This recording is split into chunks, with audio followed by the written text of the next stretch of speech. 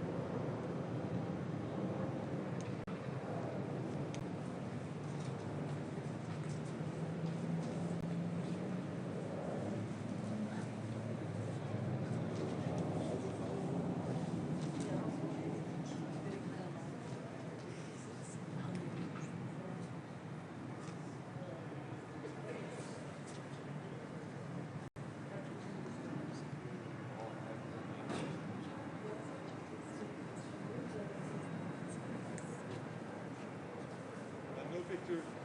Respectueux.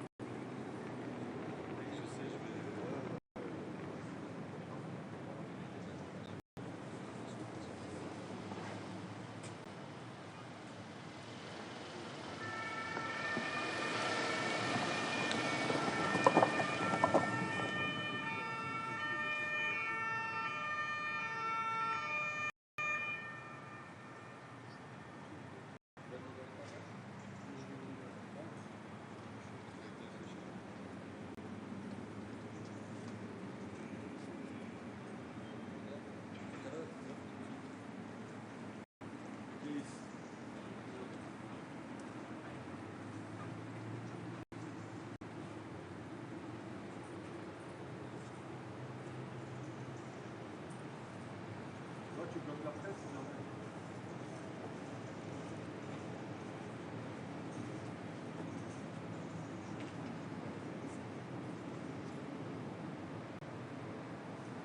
Comprends. Il est passé Stéphane déjà? Stéphane il est parti à pied. Mais où?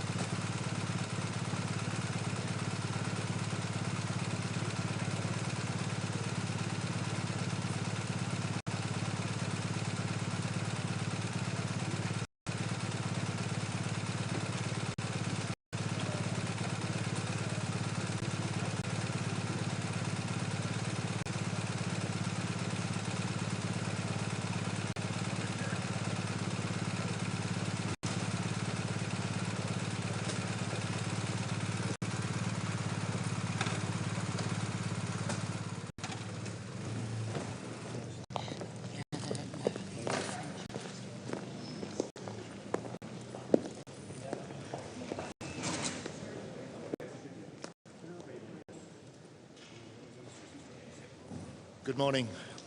Good morning, all. The UK and NATO nations meet today to ramp up our response to Russia's aggression.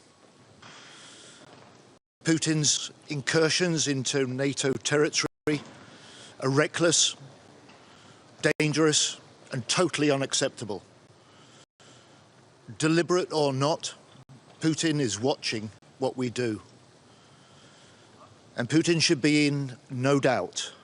If NATO is threatened, we will act. And we must meet his escalation with our strength. And so today we are stepping up together.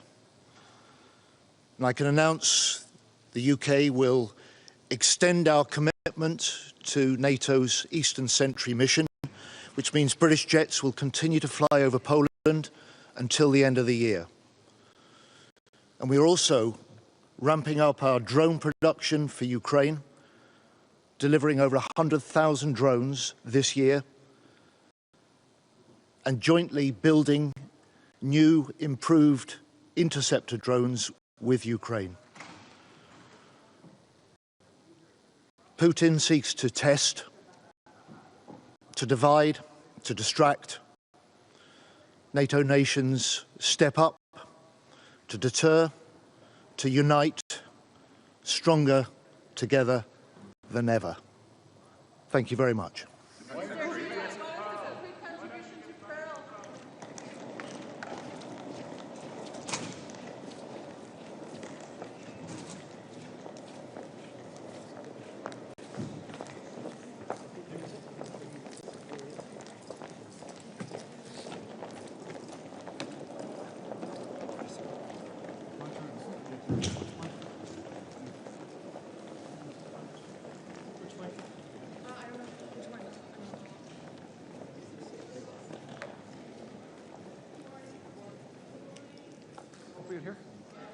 Good morning, everyone. Bonjour tout le monde. My name is David McGuinty. I'm Canada's Minister of National Defence. It's an honour to be back here at the gathering of ministers under the rubric of NATO. Canada remains firmly committed to NATO. The Prime Minister made an announcement some time ago to indicate Canada's commitment to the 2% target, a target we will meet 5 full years ahead of schedule as we rebuild, rearm and reinvest in Canada's Canadian Armed Forces. We're investing in our people, we're investing in our bases, we're investing in our equipment. But I want to also make it very clear, Canada is fully committed to the alliance. Canada is fully committed to Ukraine. And I'm looking forward to today's discussions. I think they will be productive at an important moment. It's a turning moment in that region, a turning moment for other parts of the world. Canada is no longer protected by its geography.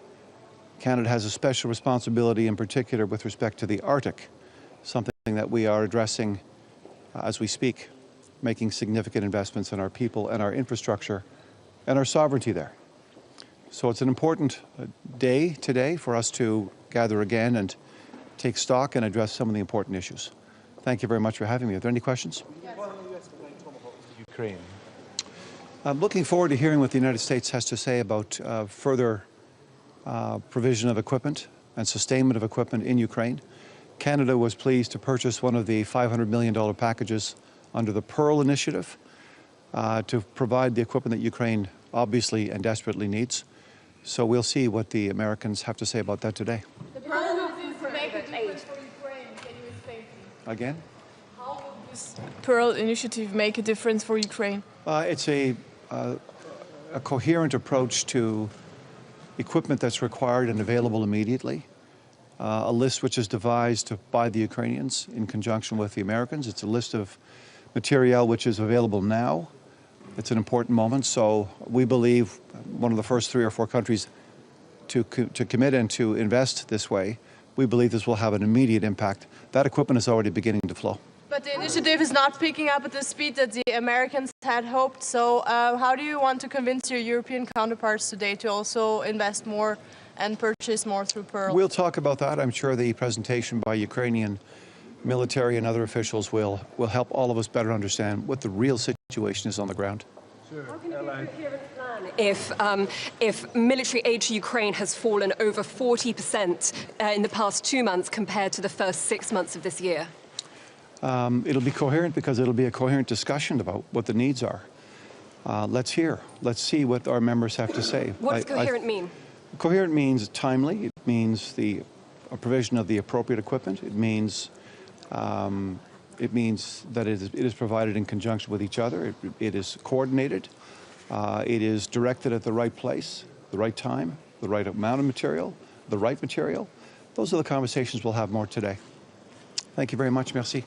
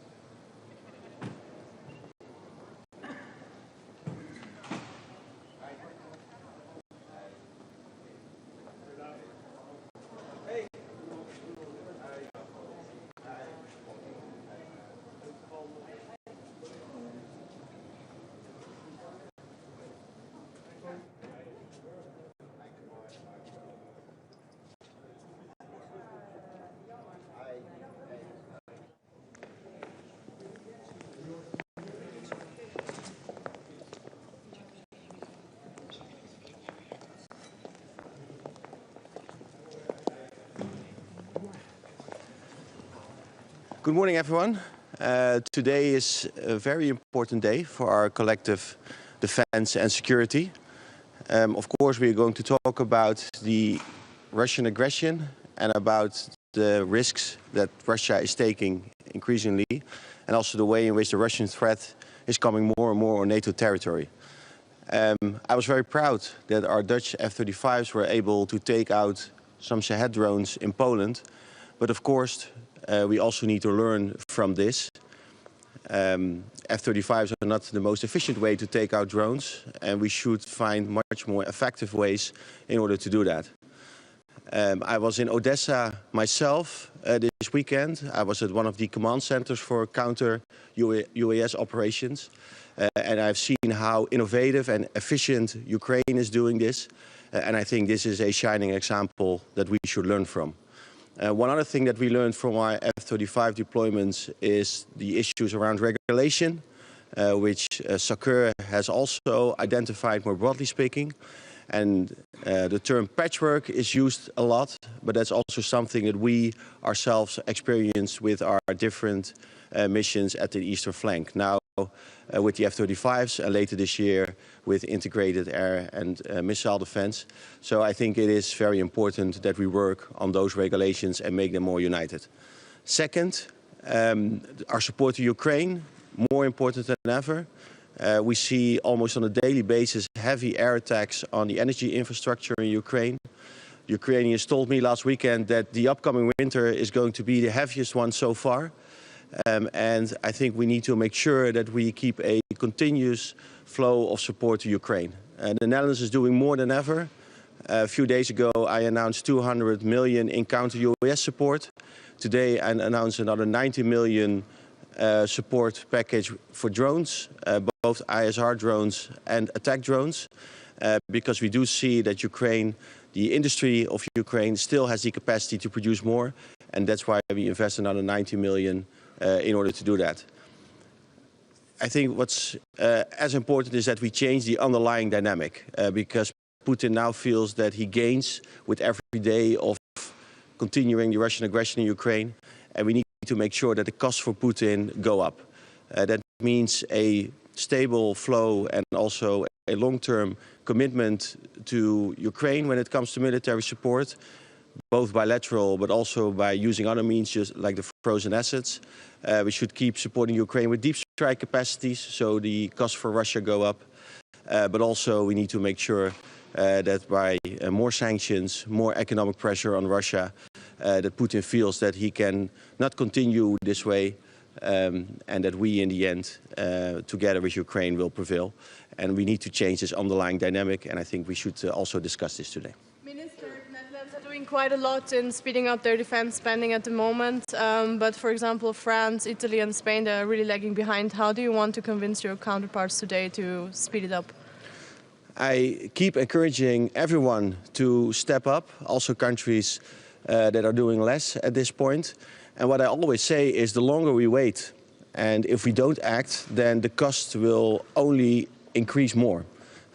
So if we don't support Ukraine now, then I know that the number of Ukrainian refugees going to Europe will go up, and then the cost for everyone will go up.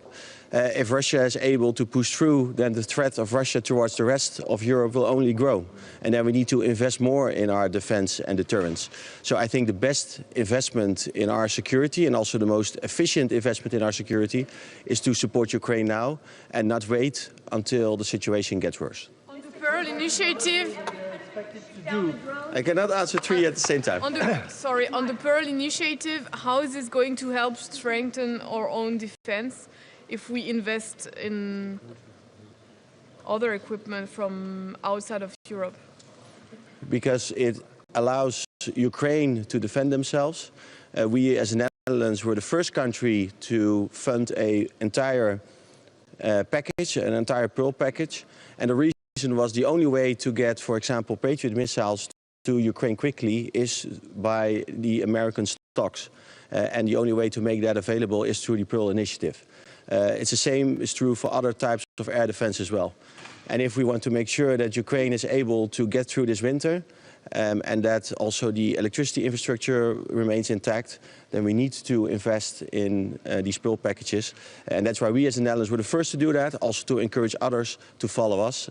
It's positive that some countries have done that, but I think more countries should also follow. Minister, some countries are not doing. How do you explain the lack of progress with the Pearl program? Are allies reluctant to buy American, for instance, or do you see any other explanations? I think for every country has its particular reasons for not doing that. I think when you look at what we do as the Netherlands, so we have different priorities based on what Ukraine needs. I mentioned the 200 million package and today the additional 90 million package that we spent on drones. One of the reasons why we do that is that Ukraine needs those drones very urgently, and they tell us that they still have the industrial capacity to scale up. So that's also a very, I think, valuable investment. The same is true with our F-16 support. I was at one of the air bases a few days ago in Ukraine, and they also tell me to keep the F-16s up in the air, they also need to have a continuous flow of support. So also for the Netherlands, we do a lot. We are one of the countries that's doing the most. But given all the priorities that we have based on the needs of Ukraine, for us it's also more difficult. It's also difficult to spend more money on top of the 500 million we already did. So countries have different reasons for it. But I encourage everyone also to participate and at least do something. But Ukraine needs those missiles, for example, those air defense missiles right now. What about should Trump give international regulations, international caveats Zucker wants to get rid of? Do the Netherlands have to make concessions on that front too? And which allies especially have to make an effort? I think what you do see now is that regulations are different, or slightly different. And that makes it complicated when things get tough. When the F-35s are up in the air, you need to make sure that for everyone it's very clear what the regulations are, the rule of engagement, and also how then to get to an agreement with the authorities. Actually, that should have been done before the F-35s are up in the air. And we support the efforts by Zucker by making sure that those regulations are harmonized and that we have one set of rules for this. One more thing, there was another drone incident with an exercise with Dutch military taking part. Will you bring it up with your Polish colleague today? And could you provide any more details? I will bring it up in general. Of course, I will discuss this with my Polish colleague. Also, the other drone incidents that happened, I will discuss with my colleagues. But at this point, I don't have any additional information to share. Should Trump give Tomahawks to Ukraine? We always said as the Netherlands that we are supporting deep strike operations by Ukraine, that there is no limit or no boundary to this in terms of kilometers, also no limit when it comes to the type of missiles. It's up to the US to decide. But if the United States decides to provide Tomahawk missiles, we will definitely support that. Thank you.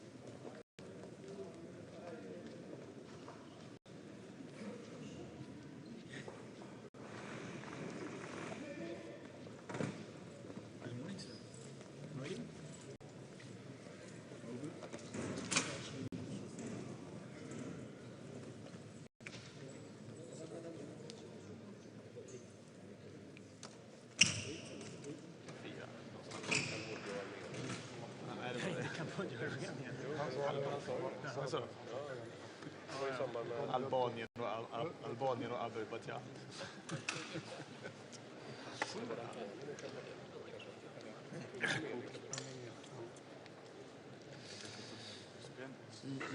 Varför i filmen Wag the Dog? Vad var det för? Det var Albanien. Det var Albanien, ja. Albania. So, good morning, good to see you all. And, today will be an important meeting with the defense ministers. We had a extremely successful summit in The Hague.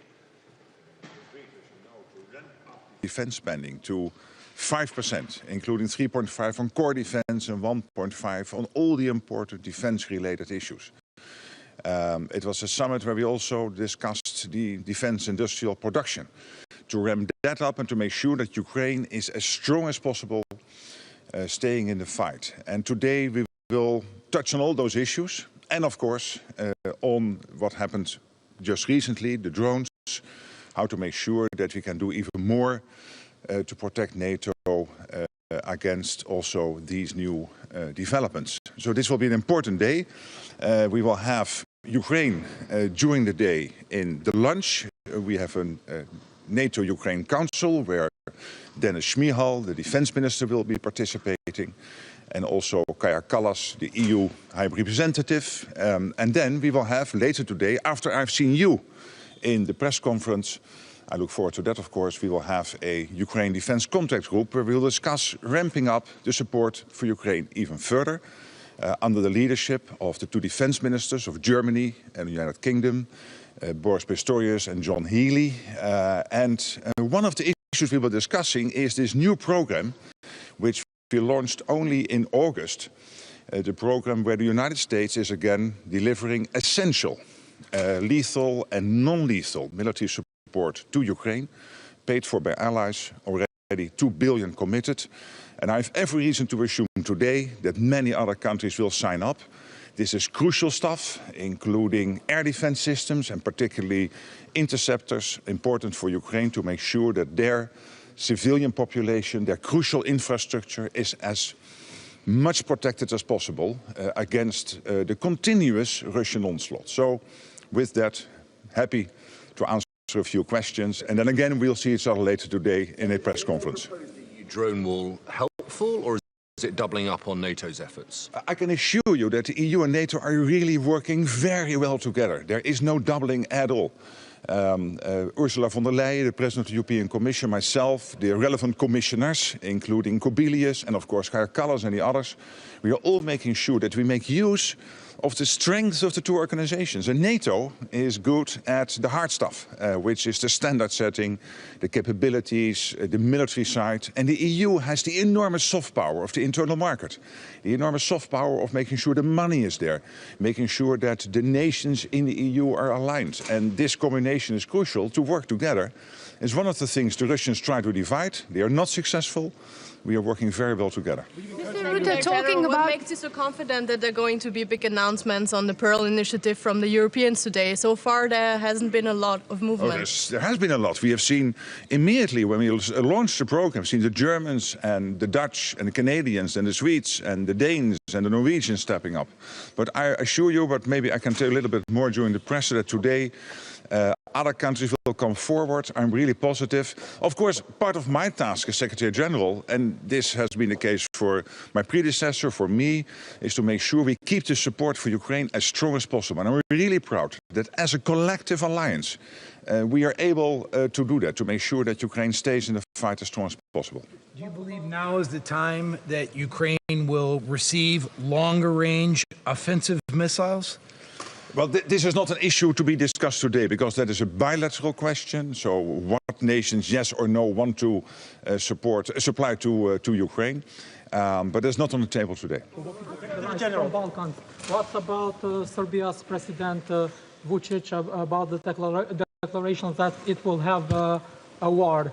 He declared that nowadays, and Kosovo's institutions condemn that. We follow all the events closely in the Western Balkans. Maybe it might also come up as an issue generally, but I'm not sure that it will be so specific as in your question. From Ukraine. Did you change red lines regarding Russia after drones in European sky? Well, there have been many questions about whether NATO is capable or not to make sure that if something happens in our airspace, we can act decisively if necessary. And we can. I can really assure you. The problem is this, that some are saying, not inside NATO, but sometimes in the public debate, that if a plane, a Russian plane, be it intentional or not, enters NATO airspace, that anyway you have to take it down. And I don't agree. I think you have to make sure that you are absolutely convinced whether yes or no it is posing a threat. If it is posing a threat, we can do everything needed to make sure the threat will not materialize. But if it is not posing a threat, a strong alliance, and NATO is so much stronger than Russia, we are infinitely more capable. Then, of course, our role is to make sure that that plane drifted outside of its airspace into NATO airspace will gently be guided outside our airspace and then make clear to the Russians, stop doing this. It was a question from Ukraine. Yeah. Yes. Secretary General, is there a need to make any NATO-level decision on shooting down the drones or whatever interferes with the airspace, or can any individual member state like Poland do it on their own without looking for any sort of permission from NATO? Thank you. Let me, through you, and this is a Ukrainian question, but let me use your question to tell the Russians that if they intentionally would try anything against NATO, we have everything in place and all the authorities to make sure we can defend every inch of NATO airspace and NATO territory. When it comes to the drones, obviously learning from you, from Ukraine, we are making sure that we will implement as soon as possible the latest technologies. This is not new. You always have to adapt. But when you look at what happened in Poland and in Estonia, I think we acted exactly as you expect us to react, which is when it comes to the drones, to make sure that drones posing a threat were shot down, and when it comes to the MiG-31 into Estonian airspace, to assess whether they were a threat. They were not, so they were guided outside airspace by Italian F-35s, and this is exactly how we trained and prepared. And hey guys, this is not new. We do this now for 60, 70 years. We did it with the Soviets, with the Russians.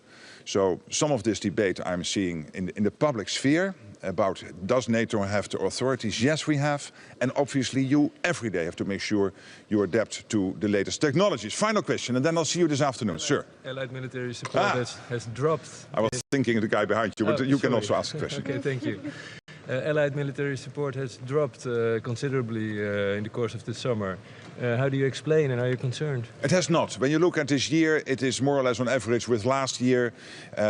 All the essential stuff going, and I'm proud of this, because we thought, the Russians thought probably when they started this war, first they thought they would win it in 3 weeks. Now we are in year 4. They have lost 1 million people, dead or seriously wounded. Only gained this year very incremental successes, very small size of Ukrainian territory. Again, 1 million people lost or seriously wounded. And the support for Ukraine last year, this year, continues to flow. Lethal and non-lethal. Thank you so much, and I'll see you later today.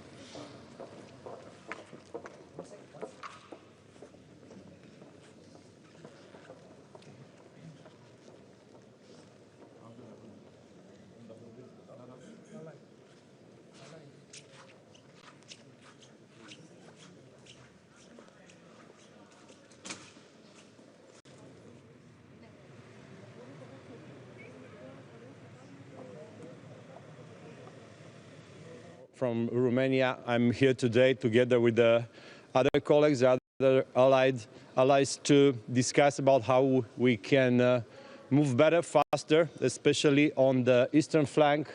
We see the provocations in the last weeks, last months, and we understood that we have to move faster, better, quicker.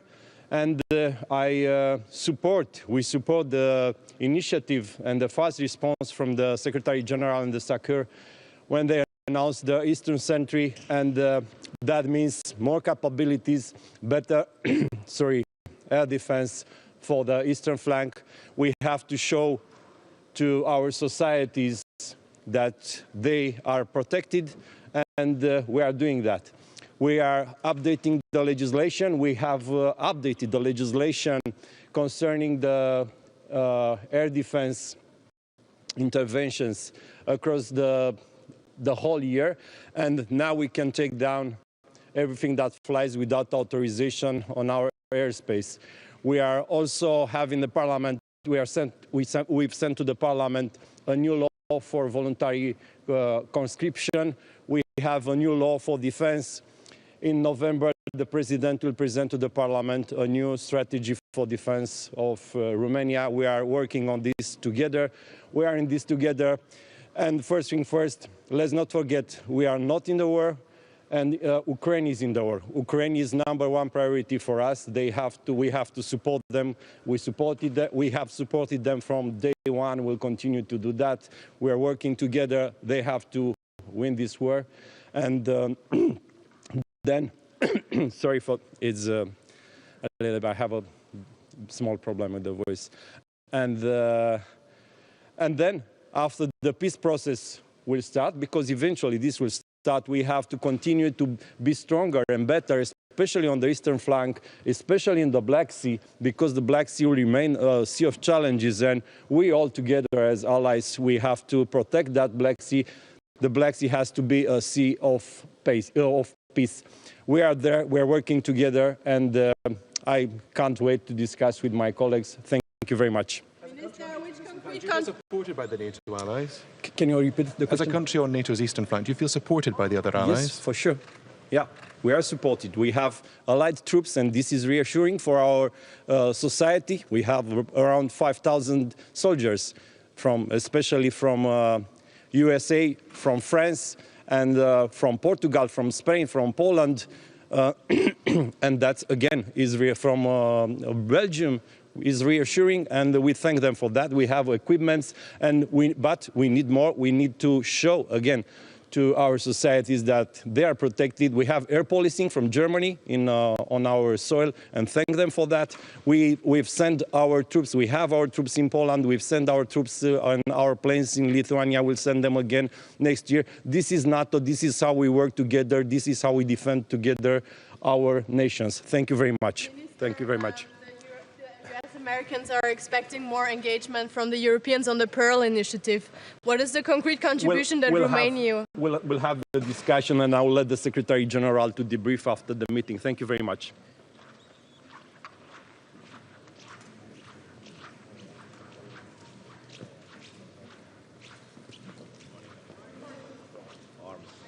Arms rested. Good. Good morning. Try to be quick. Of course, we have many topics to discuss. First and foremost, I would like to start with the airspace violation. What you all know, what occurred on 19th of September. And after that, we initiated the consultations of Article 4. As we see, Russia was intentional with that, or at least we see that they didn't obey to orders of the our air controllers and also the fighter jets from Italy. So regarding that incident, I would like to thank actually our Italian counterparts. They did a very good job, and we saw that we can react if necessary.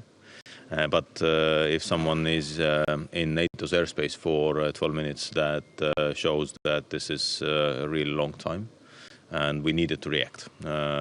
So, of course, that shows also the importance of the air patrolling mission, what we have in the Baltic states. And of course, we need to see now how we can move on with the Eastern Sentry, what we can do additionally, what are the protocols, what are the procedures. So this is very important for us. Secondly, regarding Ukraine, unfortunately, we see some decrease of the military assistance.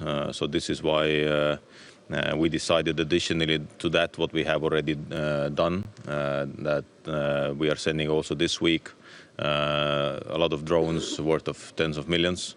We decided to join the Baltic-Nordic pool package. So we know that 4 packages have been agreed already. So the next package will be Nordic-Baltic, and we are very close to have the package fully committed. So this is a good news. Our contribution will be $12 million US. And of course, we have to see what we can do additionally for Ukraine. And Ukrainian Minister of Defense has a birthday today, so I believe that we should give some good birthday presents also to Ukrainian Minister of Defense. When you have questions, I have many colleagues waiting. Yes. With Ukrainians with drone interceptors? With drone interceptors, I was a couple of weeks ago in Ukraine, and I visited also some factories, and we have a very good cooperation regarding our own capabilities. Some companies are producing already today drone interceptors. We have a long test day next week when we will see how effective they are, because even today, as Ukraine has been in this fight for more than 3 years, they still cannot see and catch around 20-25% of the drones. So, of course, the industry has to help us here how to intercept those drones. And we know also that the Garand 3 type of drones, which are using also the jet engines, are on the battlefield already today. So the industry has to work here very intensively, because I believe that all of the countries have the financing for that. The Americans are expecting more contributions from the Europeans on the Pearl Initiative. What do you expect from the southern European countries today? I expect all of the European countries will announce some good news, because, as I said, 4 packages, each worth of around $500 million, have been agreed. Nordic-Baltic Initiative, Nordic-Baltic package will be hopefully done very soon, maybe even today. Let's see. But the reality is that the share of the US contributions to Ukraine has decreased significantly this year. So it's not only for us, it's all for all the allies to help Ukraine to win this war. How do you assess the overall security of the eastern flank? Secretary General was just here and said very confidently that one aircraft could be escorted out and that would be enough. How do you see this? Well, we believe in NATO, and we believe that the Baltic Air Patrolling mission has proven itself very well. Of course, for us, it is important to keep the air patrolling missions, to strengthen also the Eastern Centre Initiative, and to see what we can do additionally. But it's not only the aircrafts; it's also the drones and many other, let's say, hybrid warfare tools what Russia is using. So this is why we have to be very vigilant and very careful here. So last question, please. Comment on the closure of the road to the Satsé boots and explain what was seen there. It's not a news that Russia is using its own territory for different activities. So yes, this time they came very close to Estonian border. They stepped out from the woods to the road, and yes, the reality is that there is a short part of Estonian territory which is, let's say, with the booth entered from Russian side. So we had to do that, and at the moment we are building the new road to exclude that kind of incidents. But the reality is that Russia is using its territory. They are provoking also with the show-off that they are coming to the border. So we need to be pragmatic, but on the same time be very clear here that we will not allow any intrusions to our territory. So when they are on their side, it's their right. Who are those Russians just across the border? Well, you have to ask from the Russians. Will they ever answer to that to you or someone else? No, they don't. So they said to us that we didn't have anything extraordinary there. We just did what we always do, but we know that it was nothing like that. So communicating with Russia means that you can never expect that they will tell the truth. They will just tell what they want to say. It was the same also with MiGs. So they said that they were not in our airspace. So they were. So that's the reality. Good morning.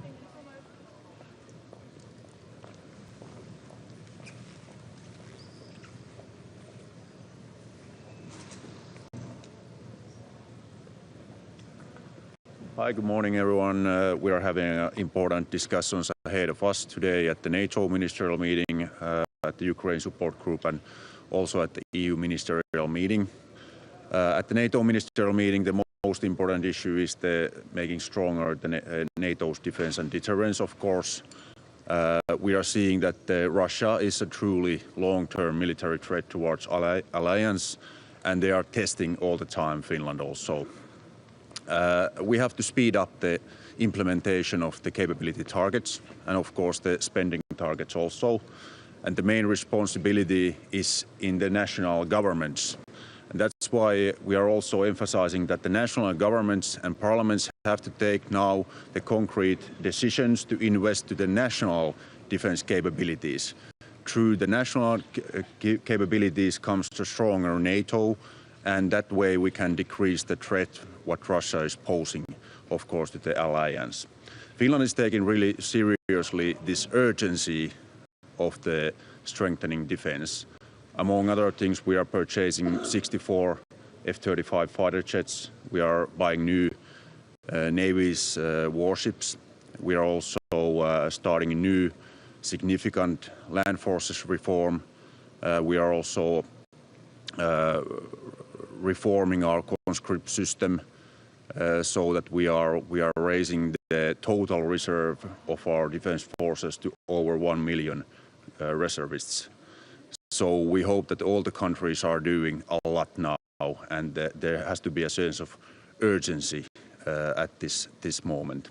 And this meeting is a good way to see the kind of the results and progress what each member states are now having. And the other main topic is the Ukraine support.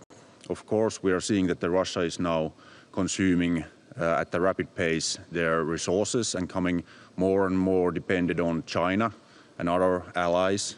That's at the same time that's a sign of a strong will, but a strong sign of a weaker military and weaker economy.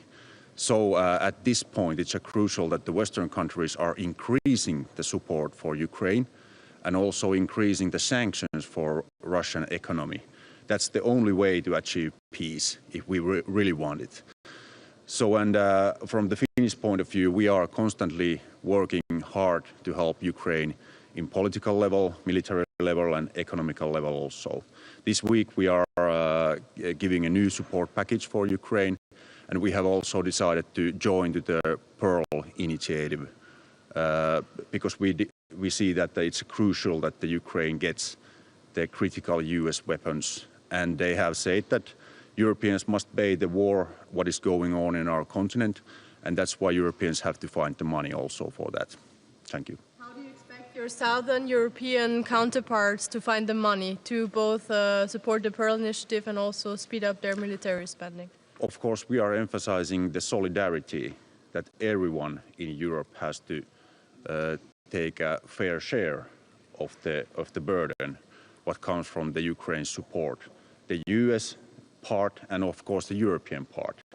And now everyone has to find the money because this is a crucial moment. And the message is clear from the United States that the United States is providing these arms, but Europeans have to pay the Ukraine support overall sums. Should the US provide tomahawks to Ukraine, and what difference would they make? Well, that decision comes from the White House, but how we see it, that the long-range weapons are critical for Ukraine, and they will have a clear impact to the warfare if they will have them. Some critics say there is too many national rules on the eastern flank, and that, for example, one aircraft or one drone cannot be shot because of the rules. Do you think NATO should have more powers to act fast? Well, Finland has at this point quite a good readiness and preparedness in our national air defense and air surveillance system, and we have enough authorities also to operate in all circumstances, also use force if it's necessary. Now we are integrating our systems to NATO, and we see that there's a little bit work ahead of us in legislation and bureaucracy, but that work is in a right track going on in Sakhar's table. Russian presence near Finland borders, military presence? Yes, we are seeing in different facilities what they are now building up. So we are taking this with cool head because it's an old plan, but now we know that Russia is really doing their military build-up for the second phase of their potential aggression and what I mean this is that they are real threats for NATO after the Ukrainian war. So they are really doing the military modernization and new build-up. And the signs have been seen also nearby our borders. Is Finland going to do a practice evacuation as some of the Baltic states have announced that they will do? Could you repeat? Some of the Baltic states recently announced that they were going to practice a civilian evacuation in the event of hostilities from Russia. Is Finland, which also has a very strong civil defense culture, going to do something similar? Well, that's kind of a traditional way to in Finland that we are always prepared and we have exercises so that we are not now kind of declaring any new kind of preparations or exercises at this point. Would you consider something on a population level? Well, we don't have this kind of planning ongoing now. British media over here. Yeah. Okay. Thank you. Hi.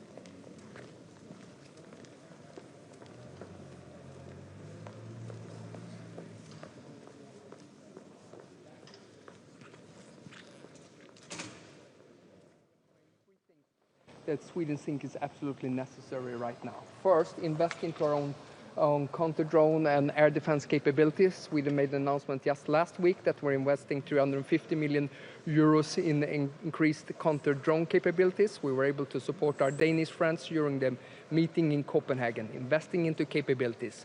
Number two is to make sure that NATO has a strong ability to deter and defend. We strongly welcome Eastern Century. Sweden stands ready to contribute to Eastern Century as well. The third point, also strengthening SACEUR's mandate to move around assets and capability within allied territory. This is very important.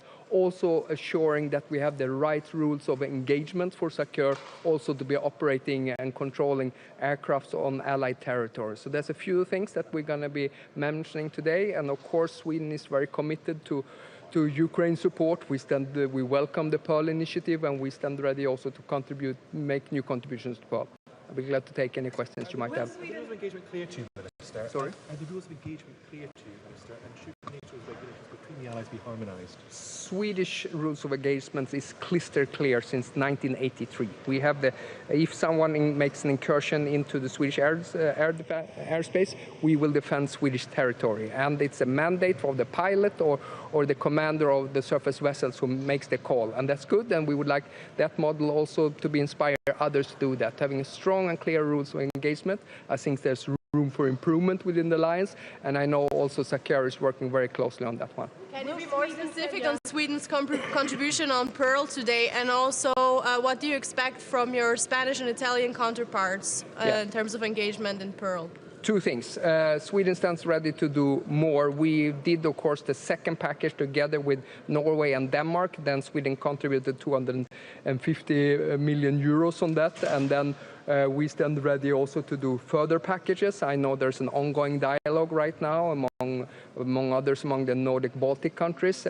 The other one is burden sharing, and this is critical now because we've been seeing the wrong trajectory when it comes to support to Ukraine, that it's been going down. We want to see more stepping up to enhance and increase the financial support and military donations to Ukraine. Will Sweden send Gripen to Ukraine?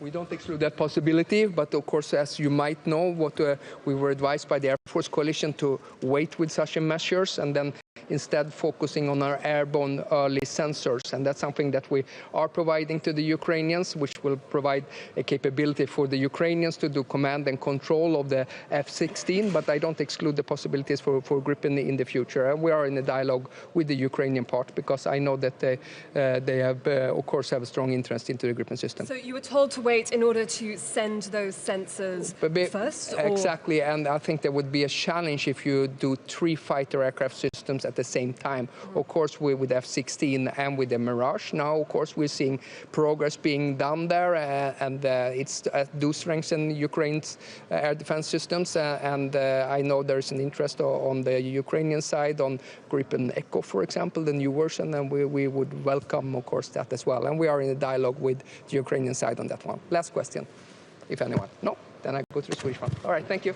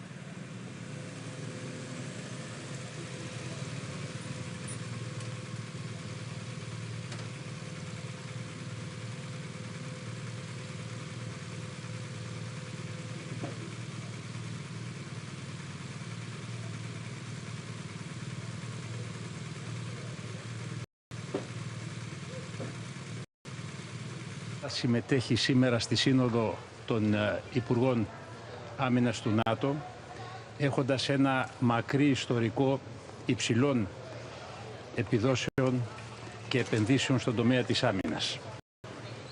Προχωρούμε με σταθερά βήματα στον εξυγχρονισμό των ενόπλων δυνάμεων, με έξυπνες και μεθοδικές λύσεις, και αυτό αποτελεί μια ευίωνη προοπτική για τα αποτελέσματα της Συνόδου, τα οποία πιστεύουμε ότι θα αποτελέσουν το εφαλτήριο για την προσαρμογή της συμμαχίας στις νέες γεωπολιτικές εξελίξεις, όπως αυτές σήμερα διαγράφονται στην ευρύτερη περιοχή. Σας ευχαριστώ.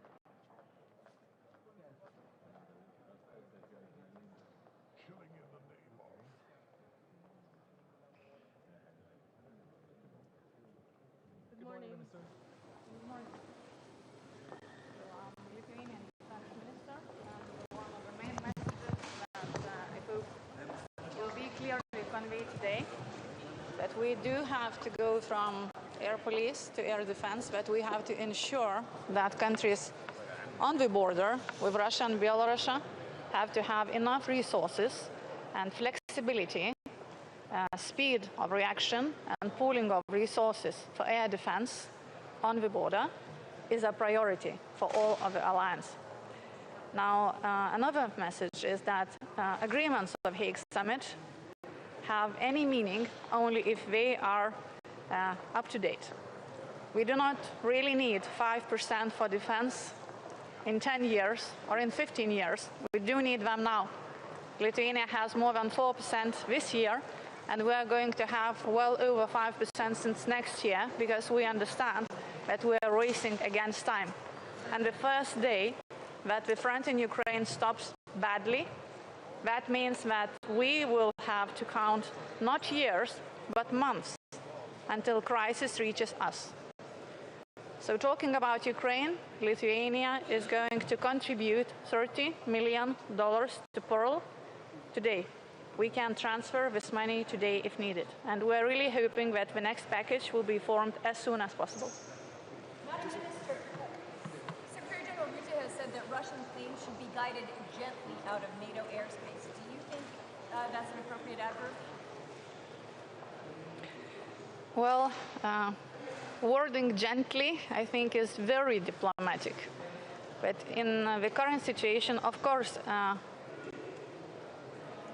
we have to send a very clear message that our airspace is our airspace. Yes, in certain situations, maybe pilots do get lost. Maybe things like that happen, like ships in the shadow fleet get lost over the cables and accidentally cut them. So we have a lot of confusion and a lot of inability to track their own actions from Russia. I hope you understand that this is irony. But in current situation, what we already have ability to neutralize objects in our airspace that pose danger to our citizens. When we talk about Gerberas or Shaheds, the drones that are armed or that can be armed, we need to take precautions and we need to react swiftly. Lithuania has changed legislation to ensure that there is no need for political permission for each time that an object needs to be neutralized. As a minister, I issued an order that Air Force can make that decision without waiting for political decisions. Also closing airspace so that civilian objects are removed, and that NATO pilots, that fighter jets can do their job without fear to damage civilian objects is done also in Lithuania. I'm hoping that all other countries will ensure that caveats or exceptions that prevent immediate reaction by our Air Force are removed as fast as possible. Nobody can have time in the sky for political negotiations. Which actions do you expect from the US today when it comes to the use of long-range missiles for Ukraine or Russian targets? I think this is something that we are all awaiting for a very long time. For Russia, strategic dilemmas is their tool, is their weapon. Russia is very good at creating strategic dilemmas for us. Are we finally ready to create strategic dilemmas for Russia? And strategic dilemma is not less reward or more reward. Strategic dilemma is more pain or less pain. And therefore, until Russia does not feel that they will suffer consequences of their war of aggression that would impair their ability to expand their military power, until then, everything else is just talk. How do we make those consequences when we've been trying to hurt Russia since the start of the war? There is a result, as you see.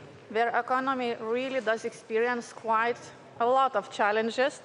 Percentage of federal budget which goes to military needs would not be sufferable for any normal country, for any democratic country. But we still have influx of cash through other countries, enablers of Russian war. So therefore, secondary sanctions really need to be full scale. I really want to welcome Pete Hegseth here to NATO again, to the defense ministers meeting. This will be an important meeting because we had a successful summit in The Hague. And there is now much more cash on the table. There is firepower coming out of our defense industry, which is so important. And we are doing everything collectively to keep Ukraine strong. But I particularly want to thank President Trump and you personally for your leadership and the whole team for the fact that NATO is now much stronger, more lethal, but it is also fairer.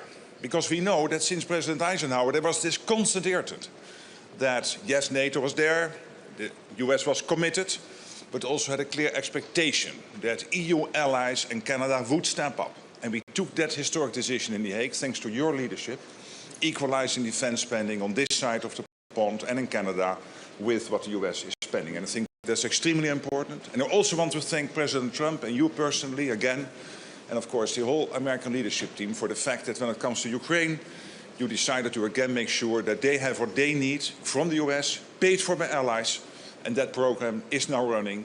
2 billion committed so far, and today I expect many new announcements of countries who will participate. So all in all, we are making great progress. Again, thank you so much, Pete, for everything you are doing. Mark. It's great to see you. Great to see you. Absolutely. Great to be here. And Mark mentioned it, firepower. That's what is coming, we expect and is coming from NATO. And it was a historic summit just a couple of months ago, brought about by leadership of President Trump to say we need our allies to step up. And they did, and they have, in those commitments. Now those commitments will soon translate into capabilities, which is the most important aspect of it.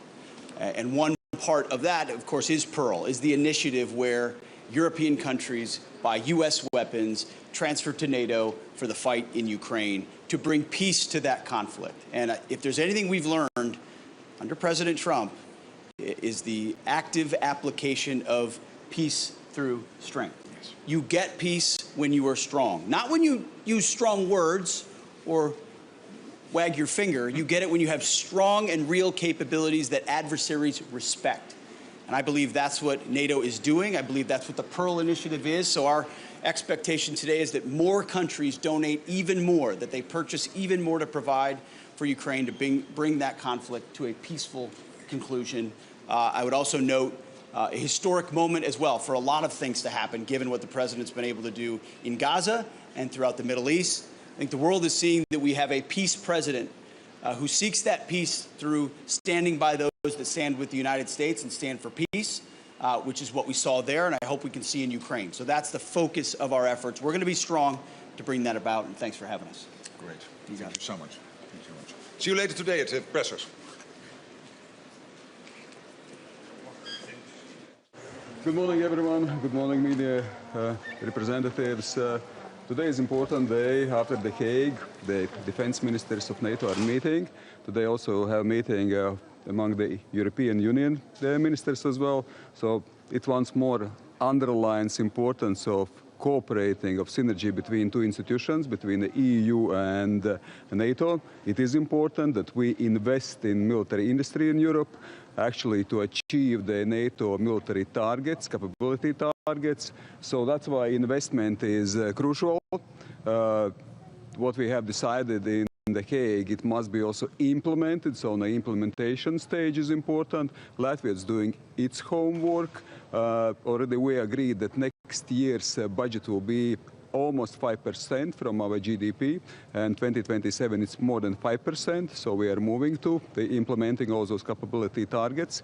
The second important aspect, what we will be discussing today, of course, everything which is related to air defense. So air defense is crucial, so that's why Eastern Sentry, the NATO Eastern Sentry, is instrumental in providing also additional assets, but it's also about national activities. So nationally, it is important to build especially a system which is able to deal with drones, to counter drones. So detection, the countermeasures, and also integration command chains are absolutely crucial in this regard. Latvia has introduced acoustic detection system, one of the first such ones. So of course for us, the eastern flank, the eastern border, we must remember it's not just Latvia's eastern border, but it's also the external border of EU and NATO. Last but not least, always support for Ukraine. The Latvia provides 0.25%. We are contributing to Pearl initiative. So that's why those initiatives where we can buy and where we can acquire and additionally provide equipment for Ukrainian side is absolutely crucial. Latvia is also co-leading drone coalition, so drones are still remain as crucial asset in the warfare.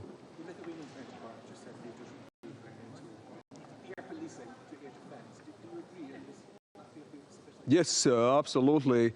Already we have stated it together, three Baltic countries, that we have to move from the Baltic air policing to air defense mission. In many ways, we already have achieved the Air Policing Plus, Baltic Air Policing Plus mission. What does it mean? It means that already last year, after the very serious incidents in our skies, when also the incident happened on Latvian soil, when Russian drone crashed, we immediately engaged actively with NATO, and the fighter jets, Baltic Air Policing, was also ready to take off, also to address and to potentially counter those objects in the skies, also potentially if they are drones. What do you clear to you should be harmonized among the allies? Once more? The rules of engagement among NATO allies, should they be harmonized? Of course, it is important that we are always on the same page, that we are all on the same page strategically, that we are willing and also able to deal specifically under specific circumstances. And that's why, yes, we have different nations being part of Baltic Air Policing. So, of course, it is important that it's really also synergized and synchronized among the nations as well. What do you respond to concerns that a shift from air policing to air defense would mean that we are no longer in peace operating times? We are not formally at war, but we are not operating at peace times. Let's be also realistic on this one.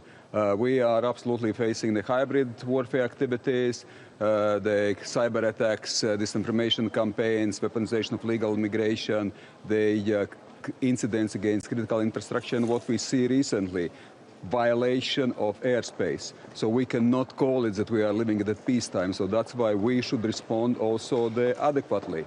And Baltic Air Policing, which is now our plus, which would be rebranded, reframed as a Baltic defense, it would reflect those new realities, already not so new realities, but generally those geopolitical realities, first of all. And second, of course, it would also provide additional aspects how we engage under specific circumstances. So that's why, yes, we should move forward with Baltic defense mission. Why is the use of American Tomahawk so crucial for Ukraine right now? Well, every weaponry is crucial for Ukraine, weaponry which is also able to hit targets on aggressor soil. And these are legitimate targets, military bases, production lines. So certainly as Russia bombs, assaults civil infrastructure and kills civilians, for the Ukraine it is also a legitimate right to hit the military targets. So because this is also self-defense. So that's also what NATO is absolutely projecting, that in any circumstances, if any scenario, we would be also willing and able to hit with deep strikes. And absolutely, this is the important part of defense and important part of deterrence in this case. And I think this would be also important part of Ukrainian defense and deterrence. Don't hit our targets because we can hit you back. Thank you very much. Thank you.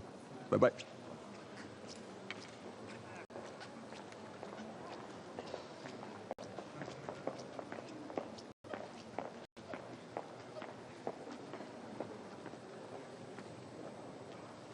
Hi, good morning everybody. Bonjour, goedemorgen. Oui, tout va bien, absolument. So, my new airplane, it's great. It's great. We have 3.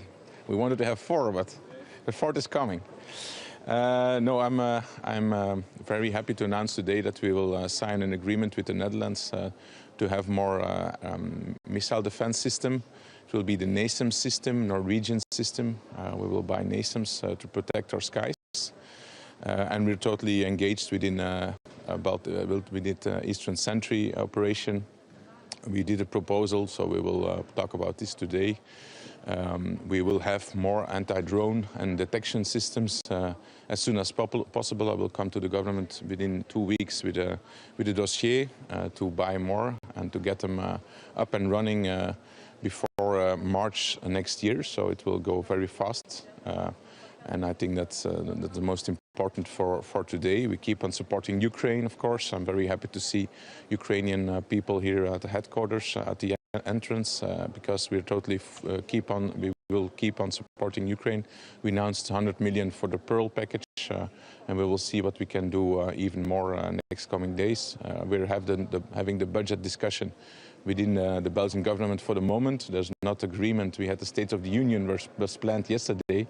We had to postpone it because there's not a deal for the moment within the government for the moment, but hopefully next week we will have an agreement, and then we will also discuss about what we're going to do more and what we can do in 2026 for Ukraine. Support package of 1 billion is on table, like we're doing every year. I think that will be no problem. And then on the frozen assets, it is a discussion that is in the hands of my Prime Minister, so I don't comment on that. Could you tell us more about Belgium's plans for a dedicated drone unit and drone general? Our drone general is there.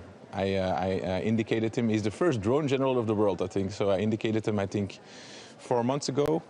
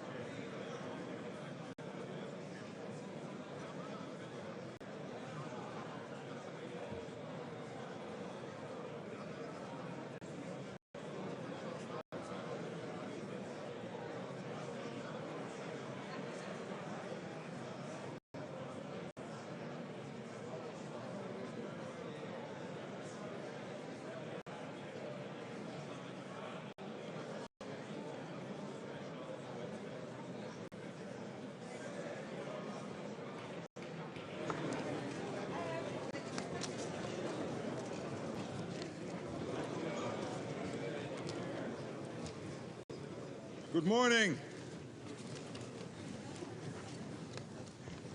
Good morning and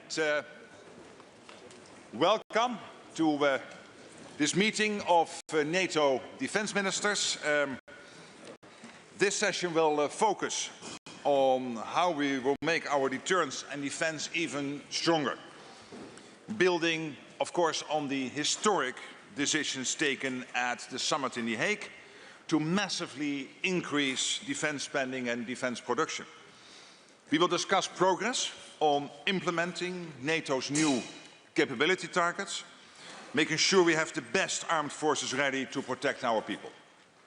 We will also take stock of NATO's missions and operations and our new activity Eastern Sentry, which strengthens our security starting with the eastern flank. And we will launch further work to tackle the challenges we face from drones. We will also examine the progress we made to enhance the defense industrial base on both sides of the Atlantic, because military and industrial might go hand in hand. And we will address our steadfast support for Ukraine and for President Trump's unwavering efforts to secure a just and lasting peace. NATO continues to help Ukraine defend itself. This includes the most recent NATO initiative that has already channeled $2 billion of US equipment paid for by allies into Ukraine. And there's more to come. Our support is putting pressure on Putin today. And our support to help Ukraine strengthen its own capabilities for the long term will help deter any Russian aggression in the future.